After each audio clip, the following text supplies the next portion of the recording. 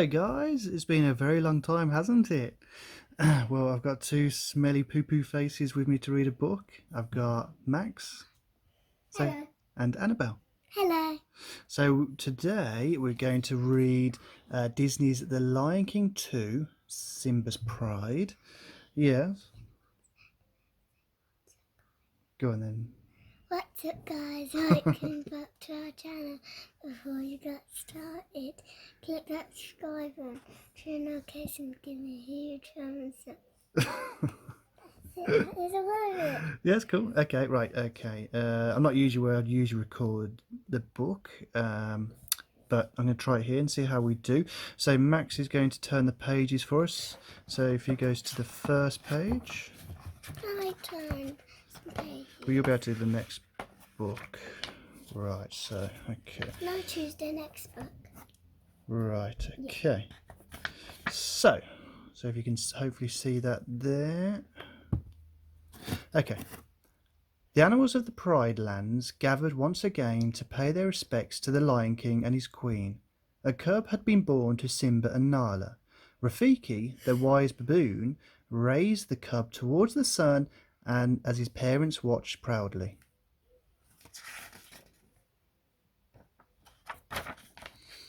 The new cub was a lioness. Princess Kiara was her name. Rafiki painted Kiara's picture next to that of her father, Simba. The circle of life is complete, Rafiki said. But was it? For beyond the Pride Lands lived the outsiders. They had been banished by Simba for siding with the evil Scar.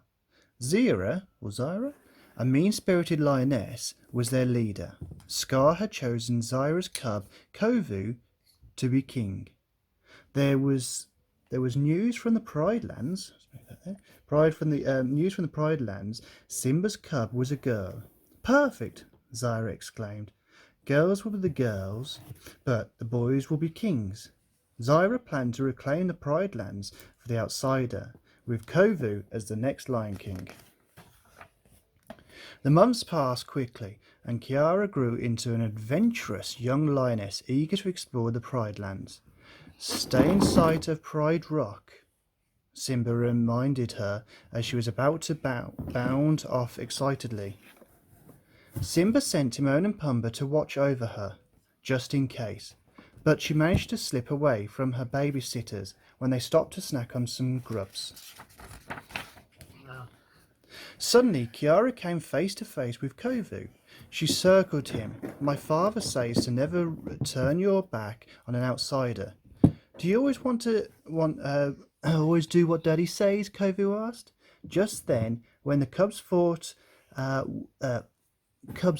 was a fallen log moved, it was a crocodile on the attack. Kiara and Kovu scrambled out of the crocodile's reach. We make a good team, Kiara said. The two cubs began a game of tag. Just as Kovu was about to tag Kiara, there was a deafening roar. It was Simba. He jumped between the cubs and approached the outsider. There was another roar. This time it was Zira. The lions faced off. I banished you from the Pride Lands, Simba reminded her. Take your son and get out, as Zira turned away. Kovu and Kiara said goodbye to each other and sadly returned to their homes. Back home, Simba scolded his daughter. You need to be careful, Simba told her. Simba told her. A future queen. What if I don't want to be queen? Kiara interrupted. That's like saying you don't want to be a lion, Simba replied. It's in your blood, as I am. We are one. Becoming queen was a big responsibility, but Kiara wished she and Kovu could have become friends. Far from Pride Rock, Zira scolded Kovu for being with a Pride Lander. I'm sorry, Kovu said. I thought we could be friends. What an idea. Zira forgot her anger. Friendship with Kiara was the perfect way to trick Simba into welcoming Kovu into his pride. Then Kovu would replace Simba as king. The years passed. Under Zira's guidance, Kovu grew into a fierce lion with only one purpose, to reclaim the Pride Lands. Under Simba's guidance, Kiara also grew up. Today Simba was sending her on her first hunt. Meanwhile, Zaira was watching a fire her lions had set in the distance. The plan is in motion, she said to Kovu. Go. Kovu sped off in the direction of the fire. Before long, he found Kiara, who was overcome by the smoke. Kovu quickly placed her on his back and carried her to safety, where he was met by Simba. Kovu stepped forward. I wish to join your pride, he said to the Lion King. No, you're an outsider, was Simba's reply, but the others reminded him that Kovu had saved Kiara's life. Reluctantly, the Lion King agreed. It was night when everyone got back to Pride Rock. Thanks for saving me today, Kiara said. What kind of hunter are you, Princess? Kovu asked. You almost got yourself killed, and I suppose you could teach me, she challenged. All right, we'll start my first lesson at dawn. Ziara's spies watched Kovu and Kiara begin to form a friendship. They would report Ziara's plan was working. As the sun rose, Kovu took Kiara out into the Pride Lands, where the lessons turned into a day of play. Kovu had never had so much fun in his life. That night, the friends watched the stars together. My father says all the great kings are up there, Kiara told Kovu. Do you think Scar is up there? I don't know. My father says there was a darkness in Scar, one he couldn't escape. Kovu stared at the sky. He wondered if there was a darkness in him, too, as there had been in Scar.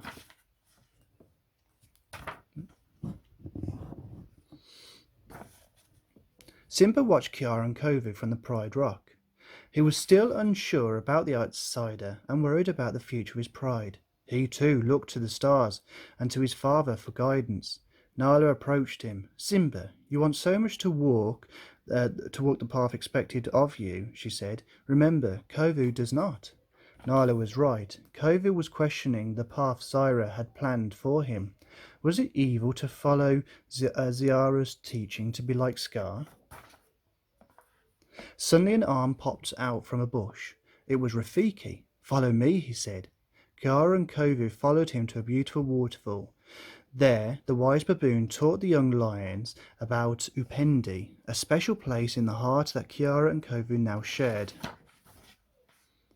Early the next morning, Simba approached Kovu for a lion-to-lion talk. Scar couldn't let go of his hate. Simba told the young lion, but sometimes what's left behind can grow better than the generation before. Kovu understood. Simba was giving him a chance to prove himself. That evening, as Simba and Kovu were returning to Pride Rock, Zaira emerged. Well done, Kovu, Zaira scoffed. You have separated Simba from the others, just as we planned. No, Kovu protested. I had nothing to do with this. Zaira's lions attacked. Simba tried to fight them off, but he was outnumbered. Zaira's lieutenant, Nuka, pursued the Lion King as he scrambled over the pile of logs. Simba escaped. Hurt but alive, Nuka was not so lucky. After the battle, Simba banished Kovu from the Pride Lands. Kovu didn't do it. Kiara pleaded, but her father wasn't willing to listen. Kiara ran after Kovu and found him by a pool of water. They sat together and watched their reflections. As their images merged, they began to fall in love. We're one, Kovu said. Kiara agreed. Our place is with our pride. We will unite them again. Kiara and Kovu found their two prides facing off. This has to stop, Kiara said to the lions. We are all part of the circle of life. We are one. An outsider stepped forward. Kiara is right, she said to Zaira. Slowly the other outsiders joined the Pridelanders. Only Zaira refused the offer of peace. She lunged viciously at Kiara, but missed her target and tumbled over a ridge. Kiara reached down to her, but Zaira couldn't reach her paw. The evil lioness fell into the ravine and was never seen again. Soon Kiara and Kovu were sitting proudly at the side of Simba and Nala as Rafiki blessed their union. All the lions looked on with pleasure. Simba's pride had finally been reunited. The end. Right, did you want to say anything before we go? No, say goodbye. Goodbye. Goodbye. Bye.